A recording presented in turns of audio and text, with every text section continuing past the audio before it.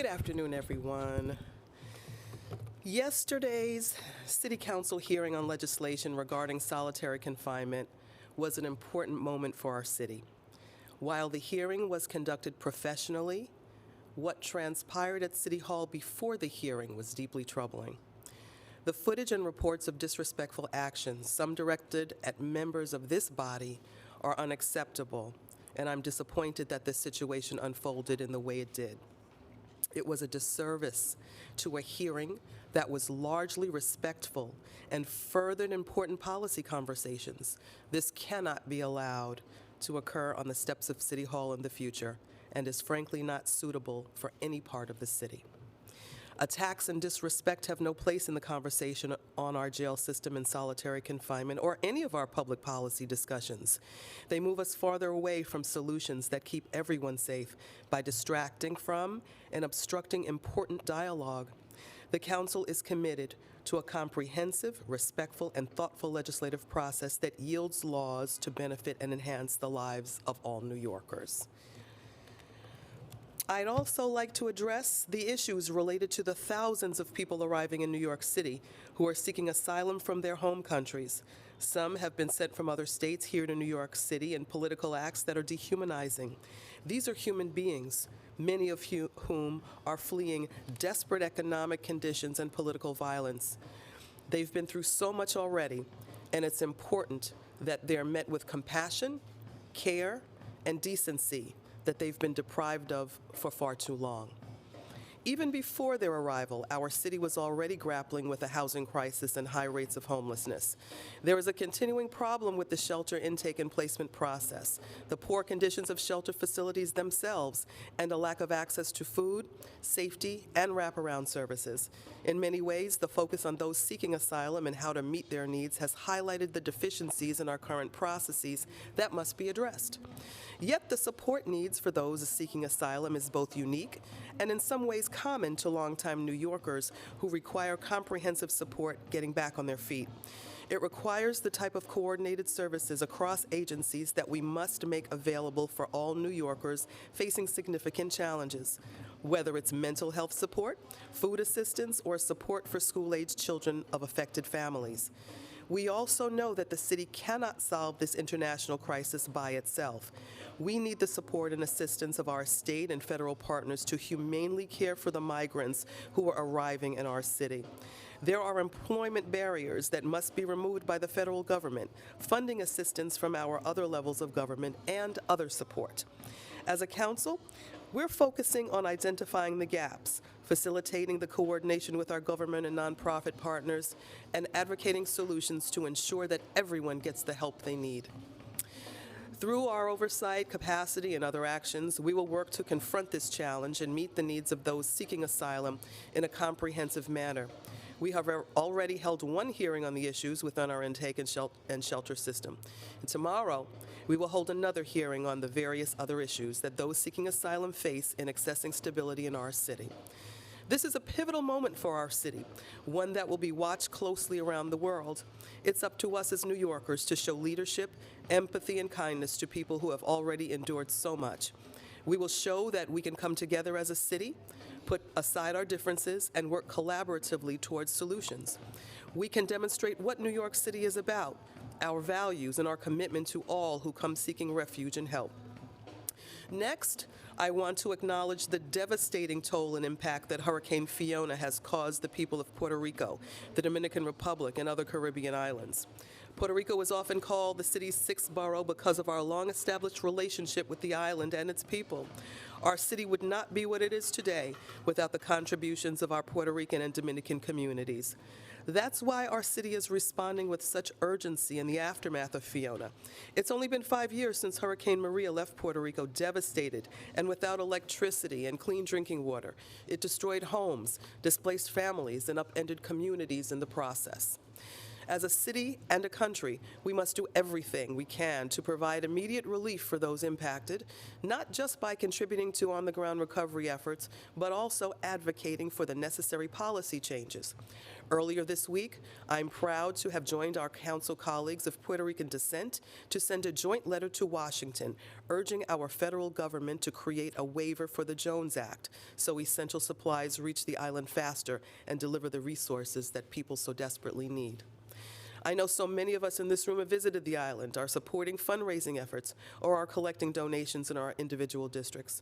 New Yorkers are once again demonstrating care and compassion in the wake of tragedy, and I want to take a moment to thank everyone who continues to support the families and people devastated by Hurricane Fiona. Now let's move on to our stated agenda. Today we will vote on the following land use items. 231-06 Northern Boulevard will facilitate the enlargement of the Mizumi restaurant. It will also permit local retail and services on neighboring properties. The council is modifying the application to reduce the size of the area of the proposed overlay by changing its eastern boundary from 234th Street to 233rd Street in Councilmember Palladino's district. 2017 Grand Concourse will facilitate a new 9-story residential building containing approximately 33 affordable housing units, 8 of which will be provided to formerly homeless seniors through the AIRS program in Councilmember Sanchez's district. Hallett's North rezoning. The project in Councilmember Caban's district will facilitate a significant new mixed-use development on the waterfront of the Hallett's Point Peninsula in northwest Queens. It will include a projected 1,340 housing units, 333 permanently affordable housing units, 525 parking spaces, 525 bicycle spaces, 1,800 square feet of commercial use, 21,500 square feet of community facility space, and approximately 1 acre of open space, including a waterfront esplanade. The council is modifying the application to map the MIH option to include the deep affordability and amend the site plan to restore the pedestrian walkway to its regular width of 10 feet. I want to emphasize the commitments that were secured by Councilmember Caban and the council for this project to benefit the community. There are several of them. These tremendous wins in Council Caban's district are tremendous wins for current residents, future residents, workers, the entire community and the city, and I thank Councilmember Caban for her work on this important project, along with everyone who played a role, including the local community and our very own land use staff. Additionally, we will also be voting on the following finance items. Proposed Resolution 306A, which will set October 12, 2022 as the date for a public hearing on legislation to authorize increases in the annual expenditures for 5 business improvement districts: the 5th Avenue bid, the 125th Street bid, the Columbus Amsterdam bid, the Dumbo bid, and the Court Livingston Skimmerhorn bid. We will also vote on a transparency resolution approving new designations and changes of certain organizations receiving funding in the expense budget. And lastly, the council will vote on the following pieces of legislation. Intro 116A, sponsored by the Council Small Business Committee Chair Julie Menon, would require the Department of Small Business Services to create an online small business one-stop shop portal that includes all permit and license applications, as well as related applicable information needed to open and operate a small business of any kind in New York City. The portal, which would be required to be available in English as well as 10 other languages, would also allow business owners to track the status of their permanent permit and license applications, and allow business owners to settle or pay outstanding balances on notices of violation. And I now invite Chair Menon to come forward and speak about her bill. Thank you. Thank you so much, Speaker, and I really want to thank you for your leadership and making sure that this bill moved forward and to help our city's small businesses. I say this as someone who years ago used to own a restaurant and catering business located not that far from here, and I experienced firsthand how tough it is to own a small business in New York City. What our bill does today is creates, as the Speaker said, a one-stop shop portal.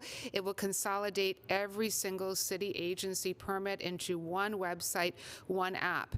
For example, if you're a restaurant owner in New York City, you have to currently fill out 20 separate forms. You have to take oftentimes multiple days off of work to go fill these forms out, to get your license, to get your permit.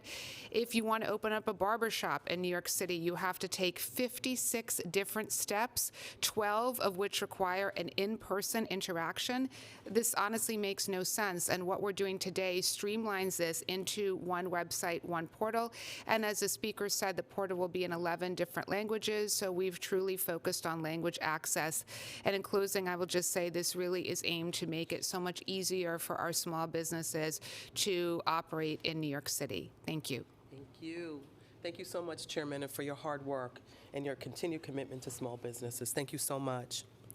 Next, Introduction 383A, sponsored by Councilmember Gail Brewer, would clarify the dates by which a commercial landlord must notify the city if a space has become vacant.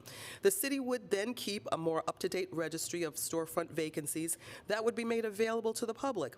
This bill serves as a continuation of legislation the council passed at the request of then Manhattan Borough President Gail Brewer, which created a citywide commercial premises registry. And I now invite Councilmember Brewer to come up and say a few words about her bill. Thank you very much, Madam Speaker and Councilmember Menon, Chair of the Small Business Committee. I am a data nut, and this is part of the data nutness. Yes, as Borough President, I worked to pass Local Law 157 with then Councilmember Helen Rosenthal, and that was the first city database to track vacant ground and second floor storefronts. And it is a question that every New Yorker has. Why is my area got so many vacancies? This database is unique, but it includes building information and aggregate information. It went live in 2021, but there was work needed to be done to increase its usefulness as a tool to address commercial vacancy. So many civic groups ask me and ask you what is going on, but now they can use this database to map vacancies in their areas, and obviously it helps those who are looking for storefronts. Data currently is not shared in a timely manner, and that's why we need more information so it doesn't have a lag and can get outdated. This bill would require more timely updating of information, which would render this data set more helpful to everyone. It would also require reporting on vital information to assess the proliferation of these vacancies, whether or not ground floor is currently vacant, whether or not the owner or tenant is occupying it, and the expiration date of the last lease. That'll help everyone make more decisions that are more timely and hopefully close to real time. I want to thank the Department of Finance for working with us, and certainly the amazing staff here at the City Council, because they were able, without getting into all the logistics, to change the time that the data is required from originally 90 days to 60 days, and that is a big deal. Thank you very much. Thank you. And I can attest to the fact that in every meeting, every conference, where is the data? Exactly. Is the mantra that comes from this amazing council member. Thank you so much, Councilmember Brewer, for all of your work.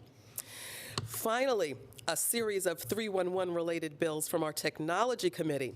Introduction 206A, sponsored by Councilmember Sandra Ung, seeks to increase transparency regarding the wait times experienced by individuals who request an interpreter during their calls to the 311 Customer Service Center.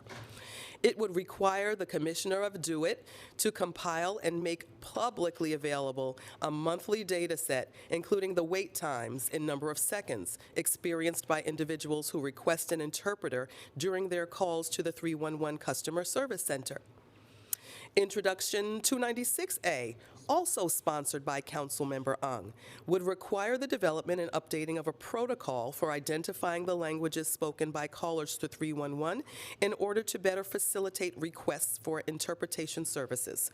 The bill would also require this protocol and any subsequent updates to the protocol to be posted to the 311 Customer Service Center website within 7 days after implementation and updating, respectively. The 311 Customer Service Center would additionally be required to report on the implementation of and updates to the protocol, and I now invite Councilmember Ung to come forward and speak about her bills. Thank you to Speaker Allens for inviting me to speak briefly about the two bills the City Council will be voting on today that I sponsored and will improve the caller experience 2311 for New Yorkers with limited English proficiency. The first bill, Intro 296, will require 311 Customer Service Center to implement a protocol for identifying the language spoken by a caller. Call takers at 311 often have difficulty recognizing the language spoken by a caller, which can slow the process of connecting them to the interpreter, or in some cases, a caller gets connected to an interpreter who speaks a different language. My bill will not only require 311 to develop a protocol to better identify the languages spoken by callers, but also to review the wait times of certain calls to see if upgrades or changes need to be made to the process.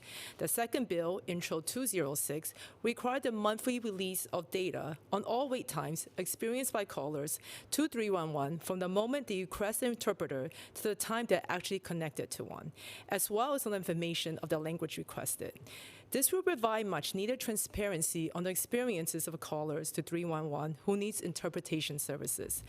There are over 200 languages spoken in New York City, and I appreciate the difficulties of 311 call centers in a city where 25% of the residents identify themselves as having limited English proficiency. But they should not receive a lesser service when it comes to accessing government information, resources, and information. I want to thank the speaker for her leadership. I want to thank Jen Gutierrez for being the chair of the Technology Committee for bringing these two bills to the floor of the City Council for a vote. Thank you. Thank you. Thank you so much, Councilmember Ung, for your hard work. And Introduction 240A, sponsored by our very own technology chair, Jennifer Gutierrez, would require that within 30 days of the effective date of this law, city agencies must notify the 311 Customer Service Center of the possible need to add or update a service request category on all 311 platforms.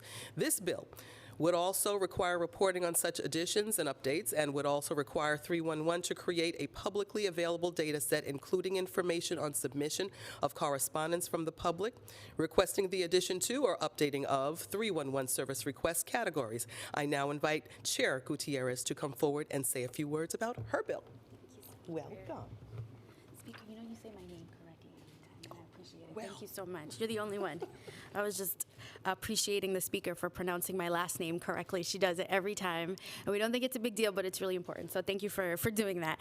Thank you, Madam Speaker, and congratulations to my colleagues who are all passing bills, but specifically to Councilmember Ung, who is passing legislation today that is going to make meaningful change for the way that New Yorkers interface with 311. 311 is an incredible resource that our city provides for New Yorkers to report and help solve issues that people see in their communities, from trash to public safety. But in many ways, reporting to 311 is also the performance of a civic duty. Every call to 311 contributes to a critically important and massive collection of data that's used to make our city services, responses, and funding allocations more proactive, productive, and equitable. I can't stress the amount of times my constituents, my own staff, and even 311 operators have expressed frustration that they can't report overgrown tree beds, mattresses left on the street for weeks, or even pending evictions. In the conversations with 311, we stress the need to ensure that requesting new complaint types is also easier to navigate. The people of New York know firsthand the issues that the city needs to address, and this legislation ensures that those requests for new service requests are heard. I should also say that they ask that we no longer call them complaints, they are service requests. It also adds an additional level of transparency to advocate to the appropriate agencies to enact those changes. I'm proud of this bill and the other 311 related bills from Councilmember Ung that are being passed today through the Technology Committee and will be voted on by the City Council today, which work to make this already robust city service just a little bit more accessible. And again, just want to uplift the speaker for giving us this opportunity to really talk about these needs, and I am getting more and more used to the women behind us, but thank you, Madam Speaker, for allowing us to even hear these bills and get them passed. Thank you so much. Thank you. Thank you, Chair Gutierrez, for all of your hard work in this council and certainly on your committee. Thank you so much. And again, congratulations to my colleagues for legislation that will be passed enthusiastically today. Thank you so much for your work. This concludes our stated agenda, and with that, we will take on-topic questions first by this filled room. Hi, Madam Speaker. Hello. So on the asylum seeker crisis, a number On topic? Anything? Started by talking about that. And, yeah. Anything on time? And give you another chance. Anything on Nothing about these half bills. these great bills Sexy today? bills. You've got the whole room and space to talk about this legislation here. Okay. All right, off topic. Let's go. Yeah, so on the asylum seeker Yes, crisis, yes. The Orchard Beach facility that's being set up, a number of problems have been identified with it. It's in a flood zone, Yep. won't be in compliance with right to shelter policies, laws rather. So, I guess just generally, what's your reaction to that, especially ahead of this hearing tomorrow? Yeah, there are a lot of outstanding questions that we have about the tents, such as the location that you mentioned, whether they can provide suitable shelter. The temperatures are changing, weather is changing, all that. So we understand, that the city's facing a very difficult situation. And as you just mentioned, our oversight hearing tomorrow is going to hopefully answer a lot of those questions that a lot of us, and including yourself, have right now. So we're looking towards having that hearing tomorrow to get a lot of those questions answered. Thank you. Okay, so I want to see if you can update us on the whole outdoor dining situation. I understand the council has a bill. Yes. You made some comments yesterday that were personal comments from what I Yes. understand. And there's talk that maybe the outdoor dining would be seasonal between, I guess, April and October, whatever. So can you tell us where we're going Yeah. with this? Because I know that there's a lawsuit too, but that doesn't preclude anything you guys are doing. Yeah, I'm so glad you brought that up, Gersh. Thank you so much. Yesterday must have been a very, very slow news day. I was actually in the middle of a wonderful conversation with Citizens Union in a beautiful packed room, and the conversation was very light, very lovely. We had several topics that we talked about yesterday, so to hear that my little personal opinion, which took up less than 1% of the whole conversation, was really amazing to me, and then a story that just kind of unwound to things that weren't even said. So glad you brought that up. That was my personal perspective for a very, very short one sentence or whatever it was off the top of my head. So I never said that the council was doing away with outdoor dining or roadways, so we just want to make sure we know. Our city is facing real crises, and we really don't need to manufacture things that don't really exist yet. The bill obviously is still in the works with the City Council, and we are taking a look top to bottom at everything that we can do to accommodate outdoor dining for all of New Yorkers. I happen to like outdoor dining personally, so I appreciate the question. We are still pursuing the bill. Obviously, it's still being worked on through the process, and the bill does continue to allow outdoor dining on the streets at certain times while regulating permanent structures. Yeah, good question. But there is a seasonal component in the bill now or not? We are actually working on it. I don't think so. Megan? It will be seasonal. Okay, there you go. It will be seasonal. Support seasonal? We're still conversing about it, so my opinion right now is really neither here nor there. So. Okay, so that sounds good for, we only have 2 reporters, so. Cool. thank you, everybody. We can follow up email. Yep. All right, just real quick. Yeah. City council redistricting. Yeah. Last week it was reported that the mayor's deputy chief of staff reached out to his appointees on the commission, told them to vote no on the draft maps, or the revised maps. And then he denied that on Tuesday. I mean, what do you think about that? If that did happen, what do you think about his denial? I don't know that to have occurred, so I can't really comment on that.